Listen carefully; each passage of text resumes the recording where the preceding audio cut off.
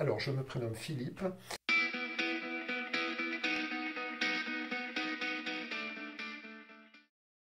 Comment me décrire?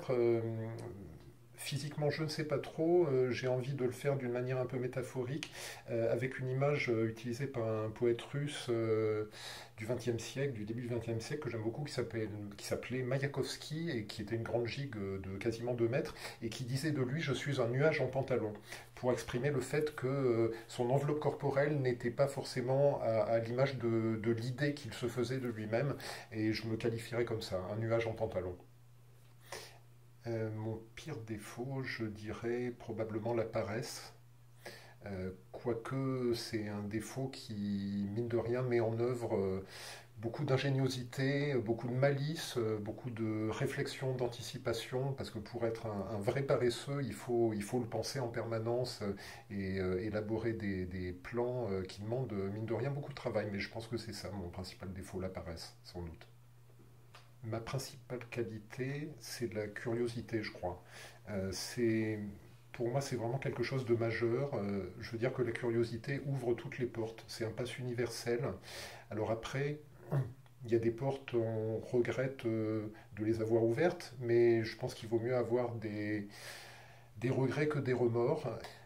Alors, le mot peine m'évoque quelque chose.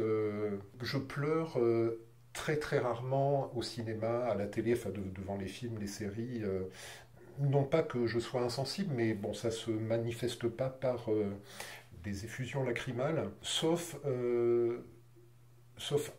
une chose principalement, c'est quand il y a des scènes dans lesquelles on joue avec l'innocence des enfants et on profite de l'innocence des enfants. Quand on joue avec l'innocence des enfants de manière positive ou négative, ça c'est quelque chose qui me fait une peine intérieure, mais d'une profondeur et d'une intensité, parce qu'on joue avec la crédulité de gens qui mettent entre nos mains la confiance la plus totale, et voilà, ça me fait beaucoup de peine. Une chose qui manque beaucoup à notre monde en ce moment, c'est de la dignité vis-à-vis de tout un tas d'événements. Euh, c'est important d'être digne, je crois. J'y attache beaucoup d'importance en tous les cas. Aujourd'hui, j'ai pas de tristesse. J'ai transformé la tristesse en mélancolie. Et la mélancolie, c'est pas quelque chose de très fun, mais c'est un sentiment extrêmement noble pour moi, qui est très important. Euh, à la limite, je me demande même pas si je le cultive pas. C'est des tas de petites choses infimes dans la vie de tous les jours. C'est le fait de lire une poésie qui m'enchante, c'est le fait de voir une info passer sur un fil qui est un peu moins négatif que les autres. C'est d'essayer de me créer pour moi-même un petit bonheur par jour, quelle que soit son intensité. Euh, c'est David Lynch dans Twin Peaks qui dit ça. Il joue un inspecteur complètement loufoque, et il dit c'est important tous les jours de se trouver un petit bonheur. Alors il est dans une ville où il y a des meurtres, il y a du sang partout, c'est épouvantable. Malgré tout, tous les jours, il va au diner du coin et il se commande un café parce que le café est délicieux, avec une part de tarte aux pommes. Et quand il n'a pas trouvé d'autre bonheur dans la vie ce jour-là, bah, son petit bonheur c'est celui-là. Voilà, j'essaie de trouver mon bon café et ma part de tarte aux pommes tous les jours. Plein de choses, beaucoup trop de choses, sûrement. Qu'est-ce qui me passionne? La littérature, la poésie, la musique, toutes les musiques, la musique classique, le rock, la pop, le, la peinture, le dessin, le, la couture, le point de croix. Je fais un peu de point de croix aussi. Euh, En fait, ce qui me passionne, c'est tout ce que je ne connais pas. Alors, mes forces physiques, voilà, c'est le fait que, vraisemblablement, même si je ne suis pas un dingue de sport, j'ai une force physique naturelle qui me permet de soulever des charges lourdes. Donc voilà, donc Physiquement, j'ai de la force. J'ai pas de force psychologique. C'est une grosse carence de ma part. Donc ça me fragilise beaucoup dans plein d'aspects de la vie. Ça induit un manque d'assurance. Ça induit cette illégitimité apparente dans un monde adulte. Ça participe de mon hypocondrie aussi, je suis hypochondriaque, mais vraiment, c'est-à-dire je suis persuadé en permanence d'avoir une maladie mortelle qui pend au-dessus de ma tête comme une épée de Damoclès. Je pense qu'au fond de moi, je n'ai jamais acquis et enraciné une crédibilité d'adulte. C'est-à-dire, j'ai 52 ans maintenant, je ne me sens toujours pas légitime dans un monde d'adultes. Je n'y arrive pas, je ne peux pas. C'est pas une façon de me rajeunir, de considérer que je suis encore jeune, pas du tout.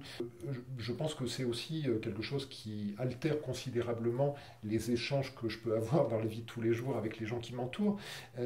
C'est le fait que je me vois encore comme un enfant au milieu d'adultes, et donc je ne crois pas à l'importance d'une prise de parole de ma part dans une discussion, par exemple, parce que je pense que ça va être parallèle et que au mieux ça va distraire les grands qui parlent ensemble de leur conversation principale, ou dans le pire des cas ils vont l'ignorer. Je suis persuadé que je n'intéresse absolument pas les gens. Donc moi, ma certitude, je dis certitude entre guillemets parce que je sais que c'est exagéré, que c'est sûrement pas la réalité, mais je le vis comme ça, je peux pas faire autrement, c'est que je pense que au mieux, je n'intéresse pas les gens, mais la plupart du temps, je les ennuie, voire je les fais chier. Je ne supporte pas de ne pas être apprécié. C'est vicieux au point que je ne supporte pas de ne pas être apprécié, y compris par les gens que moi je n'apprécie pas. Pour autant, je ne travestis pas ce que je suis intimement pour aller dans leur sens, pour qu'ils m'apprécient. Je fais aucune concession dans ce domaine-là, ce qui est encore plus compliqué. C'est-à-dire je suis sans concession, je suis ce que je suis, je viens avec mes valises, mes casseroles, je les pose et je dis voilà ce que je suis et il faut que tu m'apprécies. Et c'est évidemment pas possible. Et quand c'est pas possible, et que ça m'est renvoyé dans la figure, ou que je m'en aperçois un petit peu, je le vis super mal, je ne supporte pas.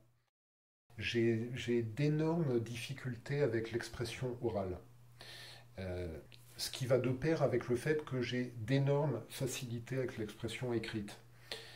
Est-ce que l'expression écrite, du coup, est venue, chronologiquement, elle est forcément venue après, est-ce qu'elle est venue justement compenser cette difficulté de l'expression orale?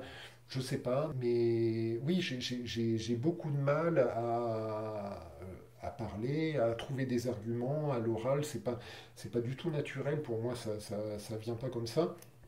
Donc du coup, dans mes interactions avec les gens, que ce soit des gens proches, intimes ou moins proches, c'est compliqué. C'est-à-dire, je trouve pas les mots qu'il faut, pour les bonnes choses comme pour les mauvaises, dit-il en s'exprimant à l'oral.